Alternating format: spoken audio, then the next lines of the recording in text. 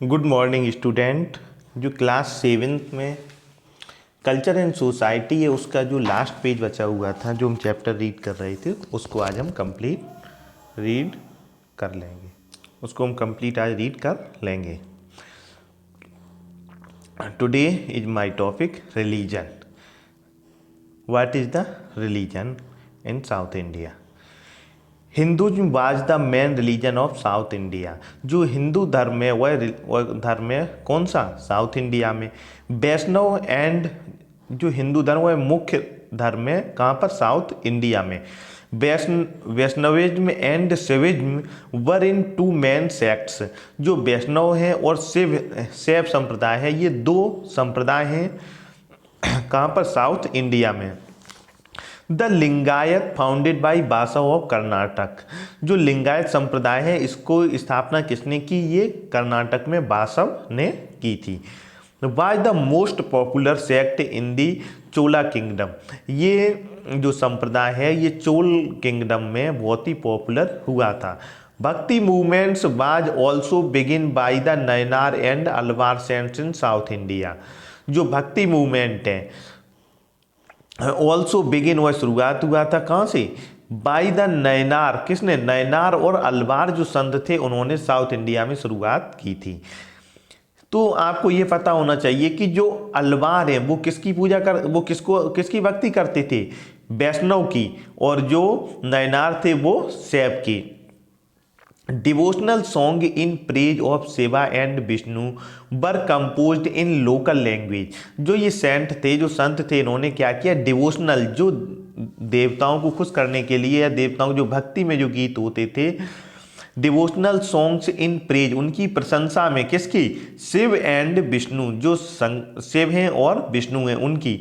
वर composed, उन्होंने जो composed किया उसको कैसी? जो वहाँ की क्षेत्रीय भाषा थी उसमें इनको कंपोज किया। इससे क्या होता है? जैसे मान के चलिए हमसे कहा जाए कि कहीं पर मान के चलिए भोजपुरी बोली जा रही है, हम वहाँ पर जाकर के पूरी तरीके से इंग्लिश में कुछ बात कह रहे हैं, तो वहाँ के लोग हैं जो समझते होंगे उस चीज़ को समझेंगे, लेकिन एक बड़ी संख्या नहीं होगी कि हम उनको अपनी बात समझा सकें। इस चीज़ को उस समय के जो सेंट थे, ये संत थे, वो बहुत अच्छे से समझते थे। अगर हम भोजपुरी में ही पूरी तरीके से अपनी बात को रखेंगे तो सारे लोग वहाँ पर अच्छे से समझ सकते हैं। ये जैसे मैंने एक बिहार का उदाहरण दिया था। नेक्स्ट है आदि Shankara was a great philosopher. जो आदि शंकरा थे वो ग्रेट दार्शनिक थे ऑफ द पीरियड, उस समय के।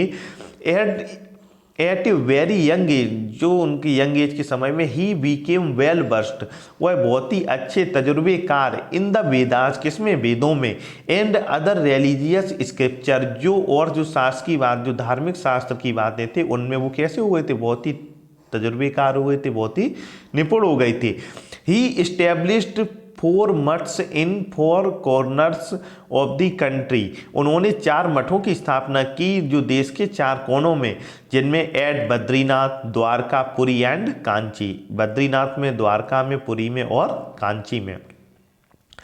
रामानुज, आप सभी हमको ये बताएंगे, जो हमने आपको ये 4 दिए, बद्रीनाथ, द्वारका, पुरी एंड कांची, आपको ये बताना है बद्रीनाथ भारत के इस समय किस स्टेट में है, द्वारका इस समय भारत के ये किस स्टेट में है, और जो पुरी है वो भारत के किस स्टेट में है, और कांची है वो भारत के अभी किस स्टेट में है। नेक्स्ट पैराग्राफ है Ramanuja was another great philosopher. जो रामानुजा है वो दूसरे एक महान फिलोसफर दार्शनिक है of this period. He tried to assimilate bhakti to traditions of the Vedas and thus made the Vedas more popular. जो रामानुजा ग्रेट फिलोसफर है उस समय के, ही ट्राइड, उन्होंने ट्राइड किया, एसिमिलेट, मिलाया भक्ति, किसको? Bhakti to the traditions of Vedas, जो वेदों की जो परंपराएं हैं उनको। And thus made the Vedas more popular, और उन्होंने जो वेद हैं उनको और अधिक पॉपुलरिटी दी और उन्हें प्रसिद्धि दी। माधव प्रीच्ड भक्ति टू कृष्णा। जो माधव थे वो प्रीच मीन्स होता है उपदेश देना, प्रीच्ड भक्ति टू कृष्णा, वो किसकी भक्ति में थी? कृष्ण की भक्ति में। अब हम देखेंगे education and learning. Temples played an important role in the cultural and economic life of people. जो टेम्पल्स थे, जो मंदिर थे, वो बहुत ही महत्वपूर्ण भूमिका निभाते थे, किसमें? कल्चर एंड इकोनॉमिक, जो सांस्कृतिक और आर्थिक जीवन था लोगों का, उसमें मंदिरों का बहुत बड़ा महत्व था। दे ग्रू इनटू इंस्टीट्यूशन, ये जो एक क्या थे, इंस्टीट्यूशन के रूप में ग्रो कर रहे थे। प्रोवाइडिंग एजुकेशन, किसमें, ये एजुकेशन प्रोवाइड करते थे। मेडिसिन, हॉस्पिटैलिटी, हॉस्पिटैलिटी का मतलब होता है जो अच्छे से देख रेख करना। एंड एम्प्लॉयमेंट टू पीपल, और लोगों को रोजगार भी देते थे। Each temple had an attached मठ, जो प्रत्येक टेम्पल होता था उसी से एक अटैच क्या होता था, मठ होता था। विच प्रोवाइडेड फ्री एजुकेशन, वहाँ पर क्या मिलता था, फ्री एजुकेशन, फूड मिलता था, भोजन, क्लॉथिंग, कपड़े मिलते थे। एंड बोर्डिंग टू स्टूडेंट, और जो स्टूडेंट होते थे उनको ठहरने का भी स्थान मिलता था। बिसाइड कल्चर एक्टिविटी, इसके बाद में कल्चर जो सांस्कृतिक एक्टिविटी जो होती थी, लाइव फेयर्स एंड फेस्टिवल, जो मेले और जो त्यौहार थे, were also held in the temple premises, जो टेम्पल का जो क्षेत्र होता था, जो एरिया होता था, उसी में ये फेयर, मेले और फेस्टिवल का भी आयोजन होता था। These activities still continued in South India, जो ये एक्टिविटीज हैं स्टिल ये क्या रही, कंटिन्यू रही, कहाँ पर, साउथ इंडिया में। नेक्स्ट इसमें Sanskrit and Tamil were two main language, जो संस्कृत और तमिल ये दो मेन लैंग्वेज थी। Kannada and Telugu also become popular due to the efforts of Bhakti saints, जो कन्नड़ और तेलुगु हैं ये बहुत ही फेमस होने लगी, किस वजह से, इसके लिए किसने प्रयास किए, जो भक्ति संत थे उन्होंने, उनके प्रयासों से कन्नड़ और तेलुगु लैंग्वेज भी काफ़ी फेमस हो गई। The Ramayana and Mahabharata were translated into South India languages, जो रामायण और महाभारत थे इनका ट्रांसलेशन, इनका अनुवाद किया गया जो साउथ इंडियन लैंग्वेज थी उनमें। ये कहां पर हुआ है, साउथ इंडिया में। अब आप आगे देखेंगे, Silappatikaram and Manimekalai were the two epics in Tamil, जो शिल्पाधिकारम है और मणिमेखले है, were the two epic, epic means होता है महाकाव्य, इन तमिल, किस लैंग्वेज में, तमिल में।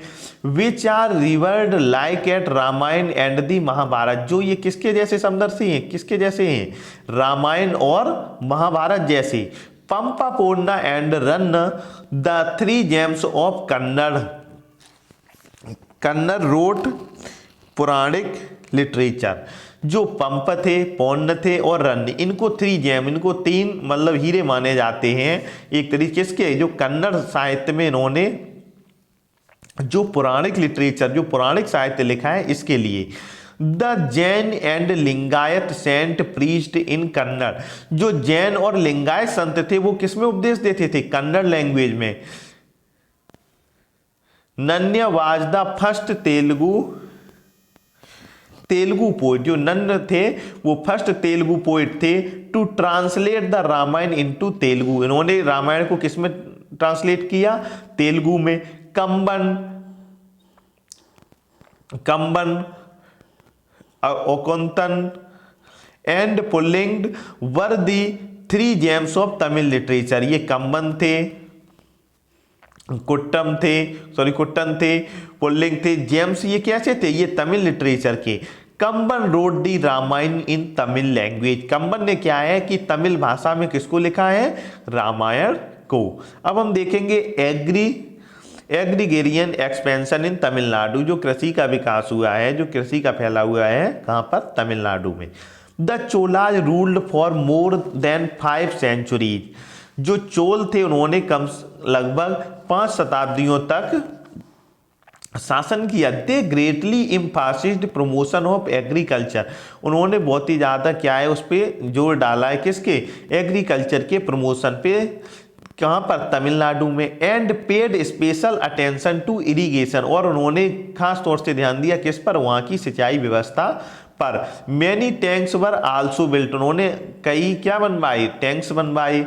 The Cholas rulers carried out the elaborate land survey for the purpose of fixing land revenue, जो चोल रूलर थे उन्होंने क्या किया, उन्होंने प्रसार किया किसका? लैंड सर्वे का। उन्होंने लैंड का क्या सर्वे कराया फॉर दी पर्पज, इसके लिए कि जिससे कि जो रेवेन्यू लैंड रेवेन्यू है इसको क्या किया जा सके, फिक्स किया जा सके।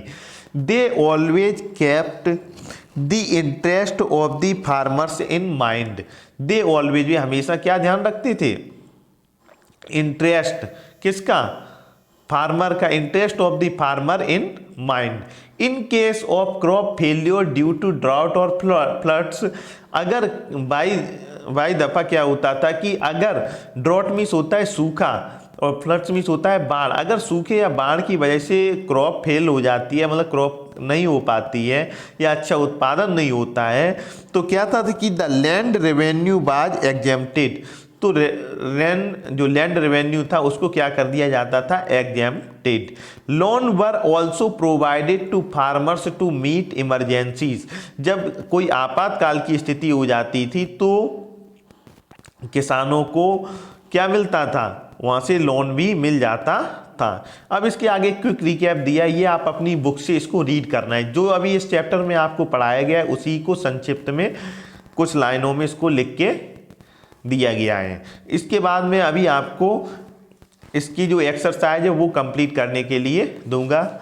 इसी के साथ ही आज का लेक्चर समाप्त होता है। Thank you. इस लेक्चर को कम से कम 2 बार ध्यान से सुनिए और समझने का प्रयास कीजिए, क्योंकि इसमें जो नेम है आपको इतनी जल्दी लर्न भी नहीं होंगे कि जैसे शिल्पाधिकारम है, मणि मेखले है। अगर आप थोड़ा भी इधर उधर ध्यान रखोगे तो ये आप इसकी गलत प्रोनाउंसिएशन भी कर सकते हैं। इसी के साथ ही आज का लेक्चर समाप्त होता है। Thank you.